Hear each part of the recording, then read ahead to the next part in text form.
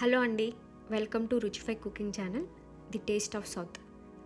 Andhra style కందిపప్పు ఎలా చేయాలో అనేది ఈ వీడియోలో స్టెప్ బై స్టెప్ ప్రాసెస్ని నేను చూపిస్తున్నాను. సో నేను చెప్పిన ఇంగ్రీడియంట్స్ అండ్ కొలతలతో మీరు ఫాలో అవ్వండి. So let's start the video.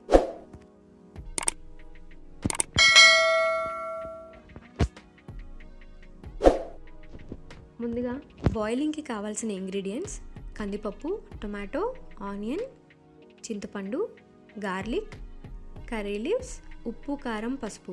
ఇవి ఎంత క్వాంటిటీ కావాలి అనేది నేను ఇంగ్రీడియంట్స్ లిస్ట్లో మెన్షన్ చేశాను. సో దాన్ని బట్టి మీరు ఫాలో అవ్వండి.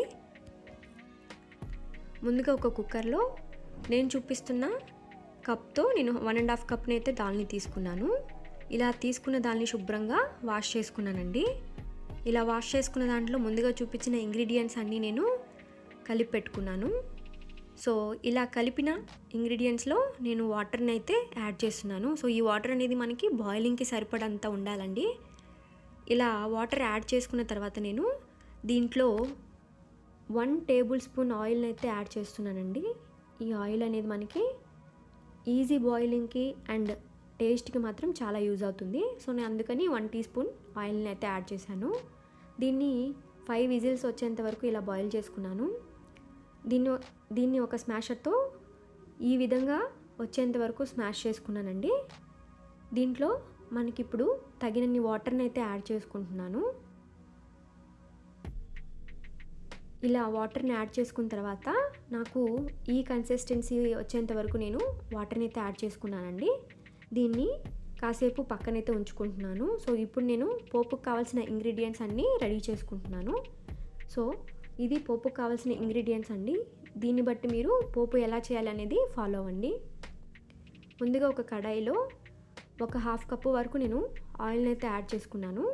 దీంట్లో ముందుగా చూపించిన ఇంగ్రీడియంట్స్ అన్నీ నేను యాడ్ చేస్తున్నానండి. మీకు కావాలంటే 1 by 1 యాడ్ చేసుకోండి. నేను only curry leaves and onion తప్ప మిగతా అన్నీ యాడ్ చేశాను.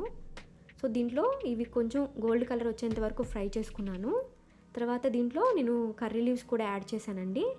ఇలా కర్రీ లీవ్స్ తర్వాత నేను మిగతా ఆనియన్స్ కూడా నేను ఫ్రై చేసుకుంటున్నాను. ఇవి కూడా నాకు కొంచెం గోల్డ్ కలర్ వచ్చేంత వరకు ఫ్రై చేసుకున్నాను. సో తర్వాత నేను హింగ్ యాడ్ చేస్తున్నానండి. హింగ్ అంటే లైక్ ఇంగువ. ఇది ఒక 30 సెకండ్స్ వరకు నేను ఫ్రై చేసుకుంటున్నాను. ఇలా ఫ్రై చేసుకున్న దాన్ని నేను ముందుగా స్మాష్ చేసుకున్న దాల్లోకి షిఫ్ట్ అయితే చేశాను. ఇలా మొత్తం షిఫ్ట్ చేసుకున్న తర్వాత ఇది మంచిగా కలుపుకొని ఈ దాల్ని నేను మరో 2 మినిట్స్ వరకు నేను బాయిలింగ్కి పెట్టానండి. ఇది అంటే ఒక పొంగు వచ్చేంత వరకు నేను బాయిల్ అయితే చేసుకుంటున్నాను. సో అంతే అండి, దాల్ అయితే రెడీ అయిపోయింది. సో ఇప్పుడు కొత్తిమీరతో గార్నిష్ చేసుకుంటే ఆంధ్ర స్టైల్ కందిపప్పు అనేది రెడీ అయిపోయింది. సో ఈ వీడియో మీకు నచ్చినట్లయితే నా వీడియోకి లైక్ చేయండి, సబ్స్క్రైబ్ చేయండి, కామెంట్ చేయండి. అండ్ మీ సపోర్ట్ని నాకు అందించడానికి ఈ వీడియోని మీ ఫ్రెండ్స్ అండ్ ఫ్యామిలీ మెంబర్స్కి షేర్ చేయండి. Thank you so much for watching my video. Thank you.